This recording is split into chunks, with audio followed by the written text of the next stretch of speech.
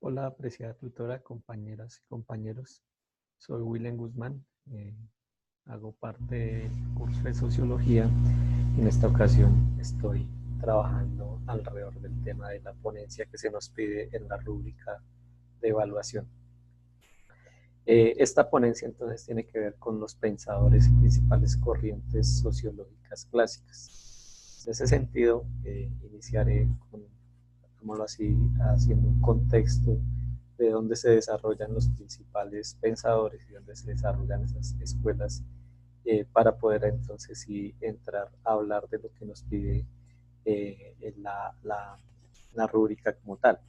Entonces, pues hay que decir que en su mayoría de estos autores desarrollan sus capacidades teóricas en un contexto histórico de una Europa convulsionada, ya que desde la Revolución Francesa que floreció entre 1789 y 1799, y con ella se da una transición en el modo de producción feudalista hacia el capitalismo, es decir, que hay una transformación, un cambio en el modo de producción que parte o tiene como detonante la Revolución Francesa y se da al traste entonces con la Revolución Industrial, que serían, digamos, los dos elementos o las dos revoluciones o los dos hechos o hitos históricos que hacen que entonces cambiemos de un modo de producción feudalista a un modo de producción capitalista con el desarrollo de las fuerzas productivas alrededor de la revolución industrial y de la apropiación de los medios de producción y de la producción de mercancías también por parte de una clase que se denomina capitalista. Entonces, en ese sentido, la revolución industrial acelera la producción de mercancías y la conquista de nuevos mercados en un escenario de conformación y de confrontación entre el mundo medieval y que moría y una modernidad capitalista que despuntaba, como se decía, con la apropiación de los medios de producción por parte de unos capitalistas que se hacía a importantes recursos a nivel mundial. Principalmente hay que recordar, que es lo que hablaba Marx, de la acumulación primaria, del desarrollo de las fuerzas productivas primarias, entonces que tiene que ver con toda la conquista de América por parte de los principales países europeos, entre ellos pues que recordar España, Inglaterra, Portugal, entre los principales, ¿no? Ese contexto histórico también y geográfico tiene que ver con las dos guerras mundiales y el ascenso de las ideologías nazi y fascista que buscaban apropiarse de Europa y expandirse por el resto del mundo.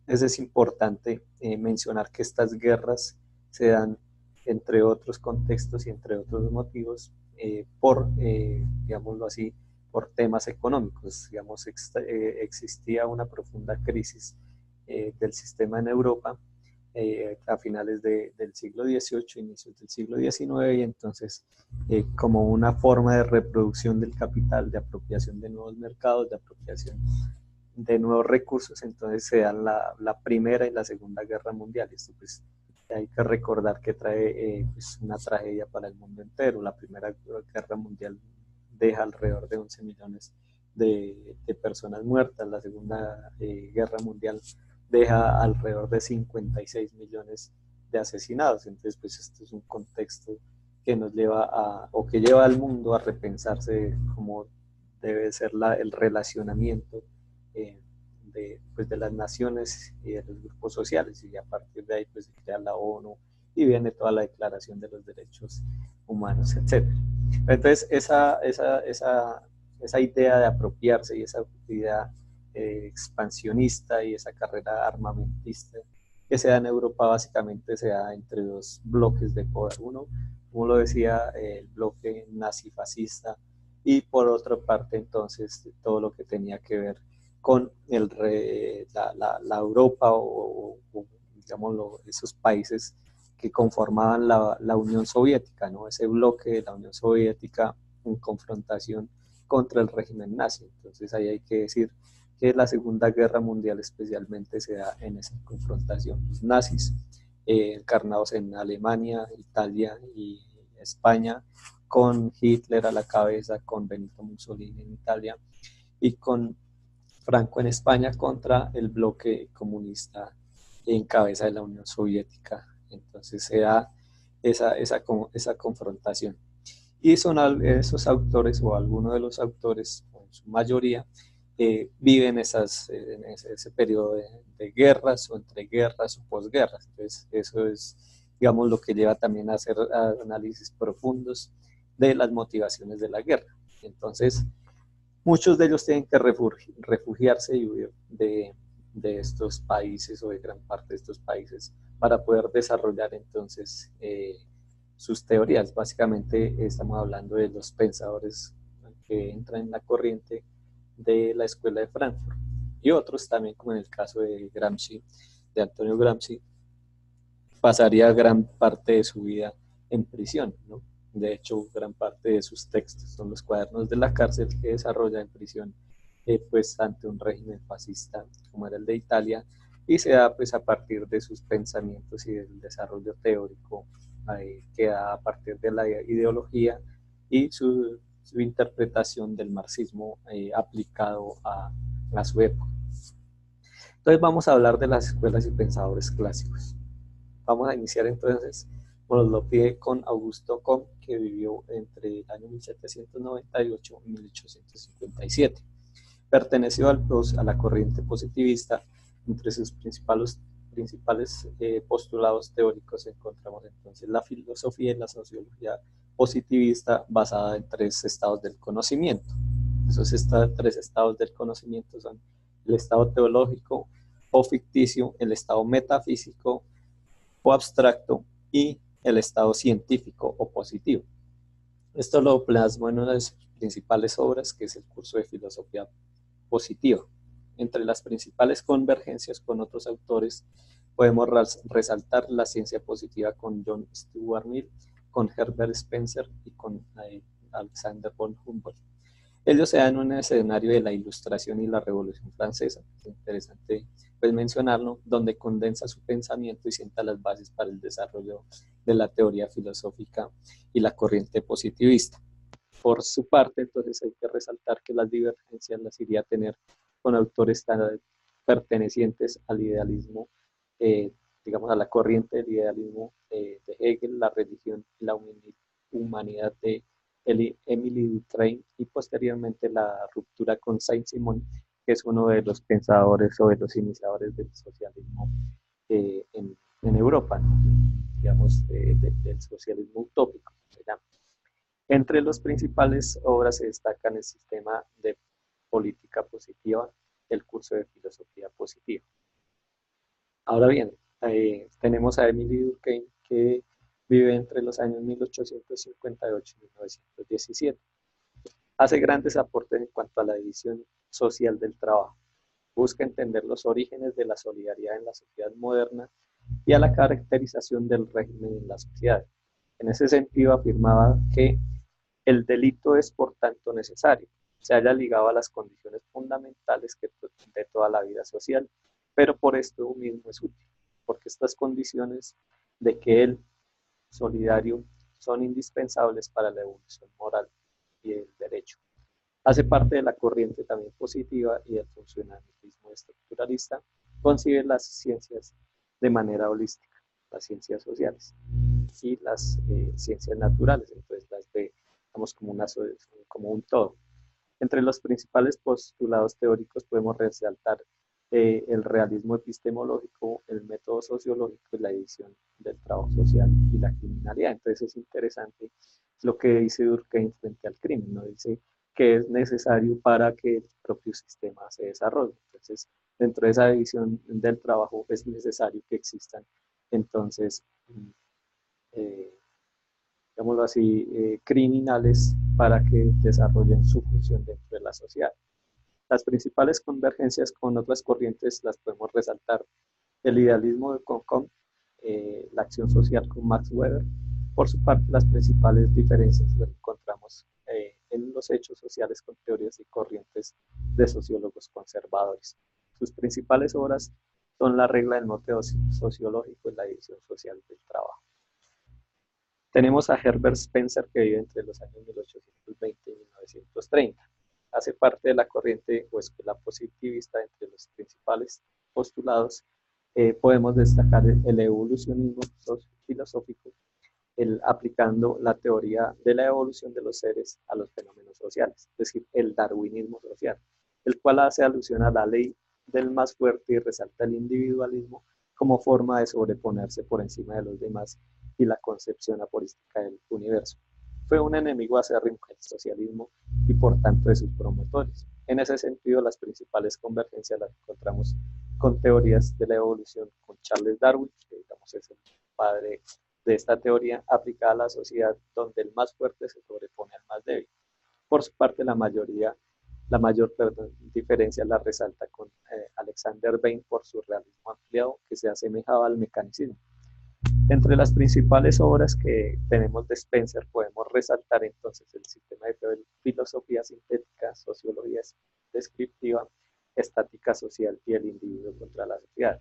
Entonces aquí es interesante lo que nos dice Spencer porque nos, digamos, equipara la teoría del desarrollista de las ciencias naturales con las ciencias sociales. Entonces dice que el más fuerte siempre va a prevalecer sobre el más débil, digamos que justificando un poco las diferencias que existen en la sociedad en su conjunto.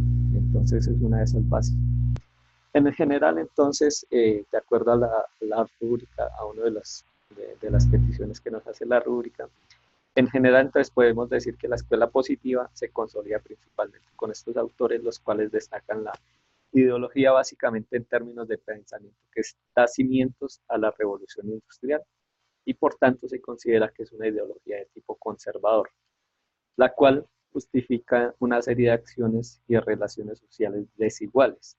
Asimismo, propone que unos pocos pensadores pueden generar pensamiento y ciencia, y estos lo hacen básicamente desde las clases altas de la sociedad, que son quienes tienen acceso a la educación. Entonces, lo que se hace desde la corriente positivista en términos de ideología es, como se decía, darle cimiento al desarrollo de la sociedad industrial y a esas relaciones sociales desiguales, esas relaciones sociales de producción desiguales, y a decir, a justificar una serie de hechos sociales que son desiguales y hacerlos ver como natural. Entonces, ese es, digamos que en términos de ideología, es, digamos, uno de lo que tiene que ver la sociología positivista o la ciencia positivista con, con lo que tiene que ver con la ideología y la hegemonía. Develar y denunciar las relaciones sociales de producción desiguales e injustas es la tarea de gran parte de los sociólogos y filósofos de la época, especialmente de Carlos Marx, que vive entre 1818 y 1883. Sentaría las bases para la crítica y propondría nuevos modelos de producción a partir de la lucha de clases.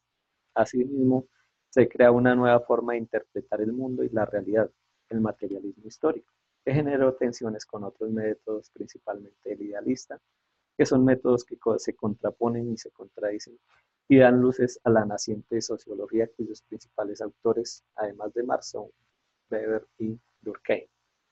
Fundador del materialismo histórico, Marx se convertiría en un paradigma, ya que rompió con diferentes teorías que hasta el momento eran hegemónicas en el mundo, principalmente en Europa. Se opone al idealismo, al positivismo, denuncia estas teorías como falsas, al igual que la ideología alemana. A su vez sienta las bases para el socialismo científico, en el cual la lucha de clases se convierte en el motor de la historia y la humanidad. Y junto a Federico Engels, con quien escribe entre otras obras el Manifiesto del Partido Comunista, generan tensiones y se aparten de la concepción anarquista del Estado.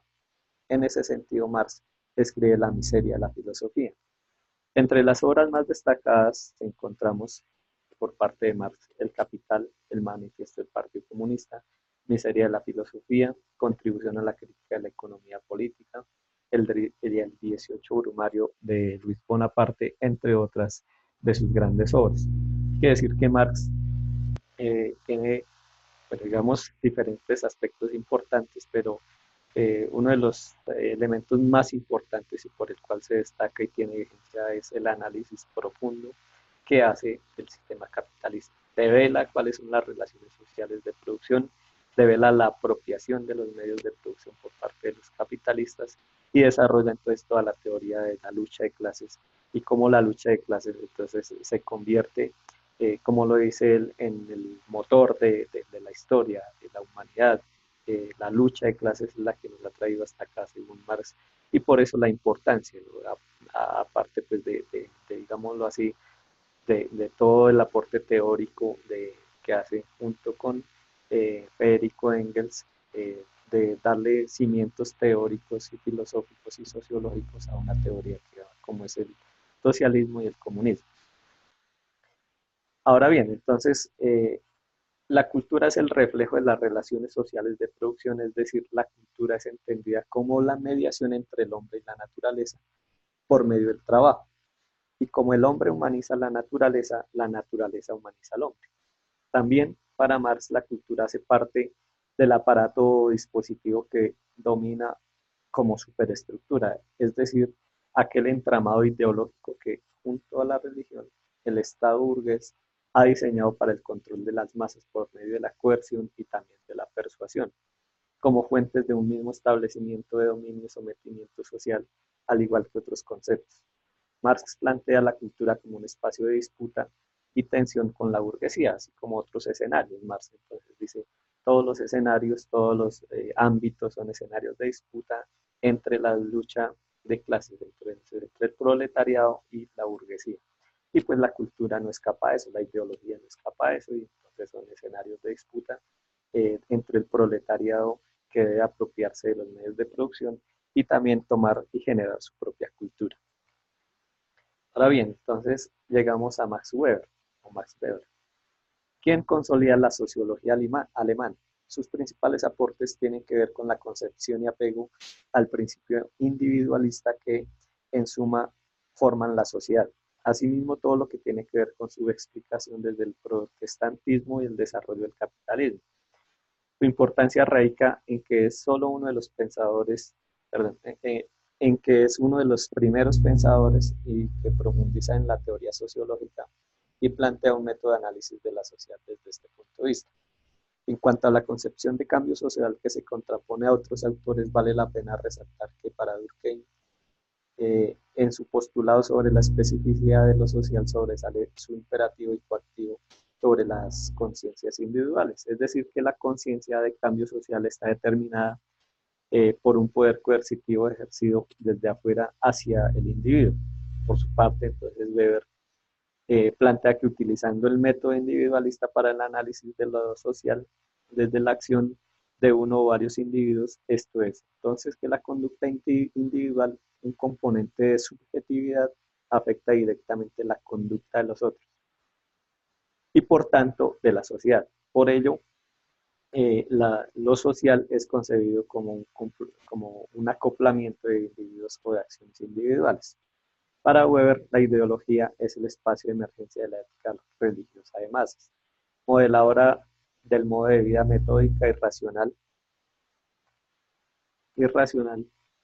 de un sistema del ser humano.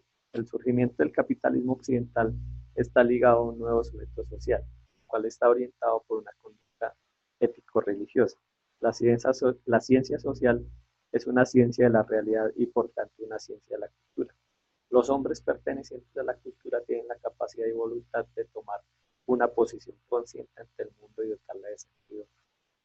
Basados en esto se tiene un sentido cultural y esta es la base del interés científico.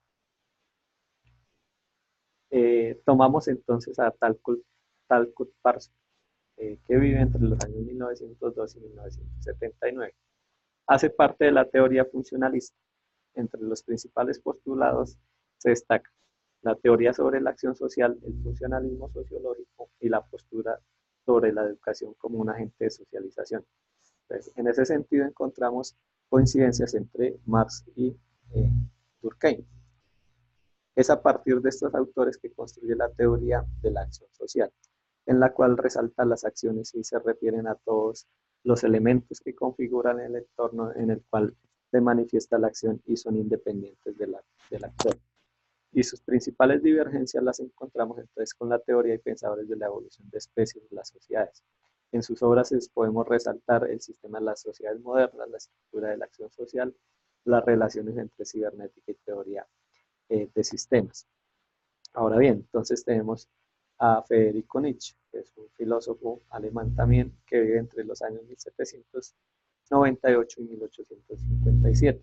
Se identifica dentro de las corrientes metafísica y de la escuela sociológica metafísica y el idealismo. Dentro de los principales fundamentos, entonces, podemos resaltar la crítica a la cultura occidental y a la moral, la crítica a la religión cristiana, desde donde sostenía que no existen verdades estables y que la vida es una constante lucha. Influyó de manera importante en filósofos existencialistas y sentó las bases para la filosofía de la sospecha y crítica fenomenológica. Asimismo, encuentra contradicciones con la antropología de las ideas abstractas con pensadores como David Hume, con Platón. Y entre las obras principales podemos destacar entonces Aurora, Humano, demasiado humano, Hacia habló Zaratustra, Homero y la filología clásica y El caminante y la sombra. En cuanto a la ideología, Nietzsche recurre a su tesis de superhombre.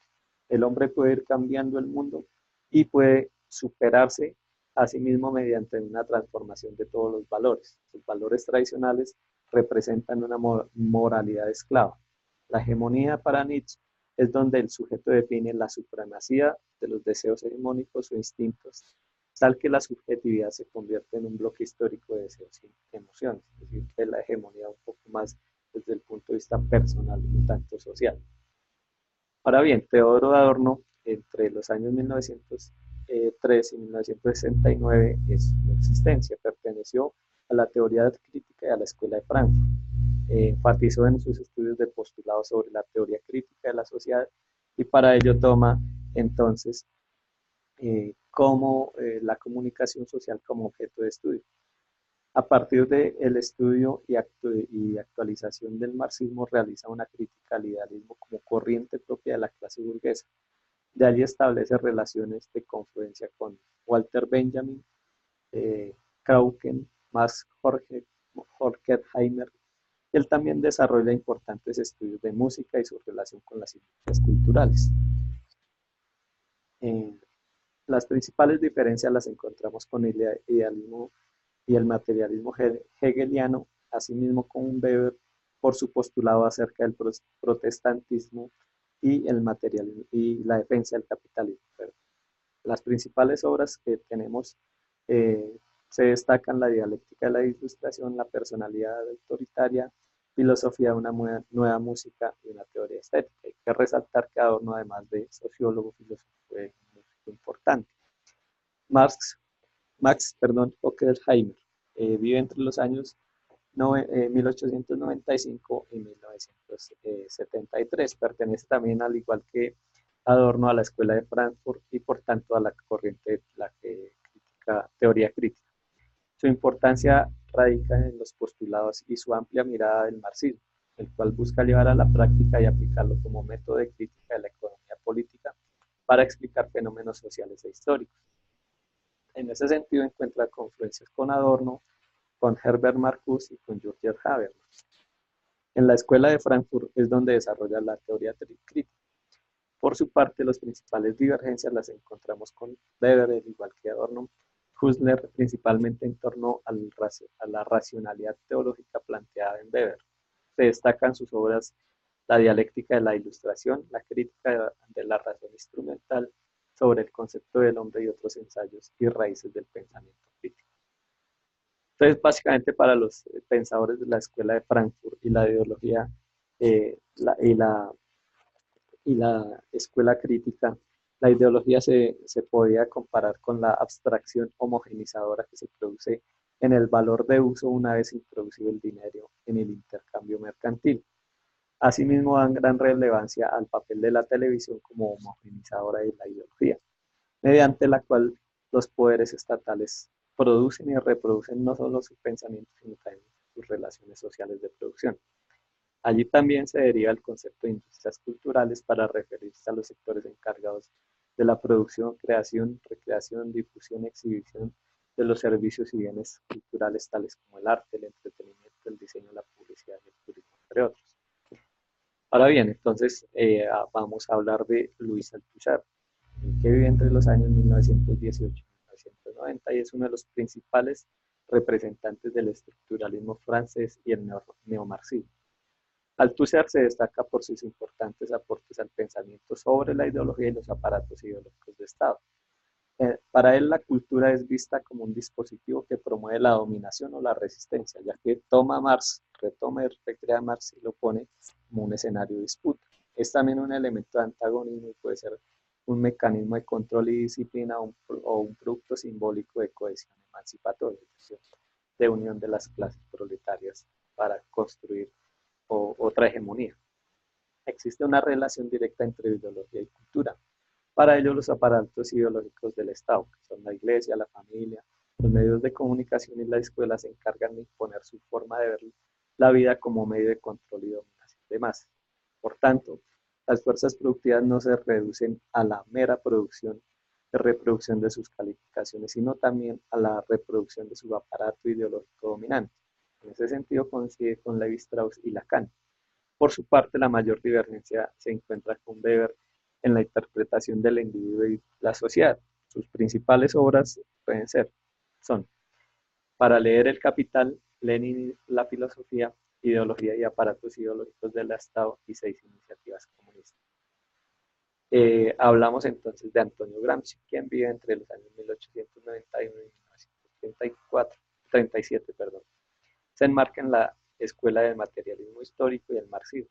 La hegemonía es el concepto más desarrollado por Antonio Gramsci y consiste básicamente en que existe un consenso de la clase dominante que se impone al resto de la sociedad para hacer ver naturales los fenómenos de dominación y a su vez minar la capacidad revolucionaria de la clase dominada. Para ello recurre entonces a sistemas de significados propios mediante la cultura, la religión, la educación. A su vez, este aparato permite rupturas, choques y colisiones. Es decir, que bien es cierto, es hegemónico, también genera tensiones, colisiones y choques por parte de movimientos revolucionarios o contrahegemónicos.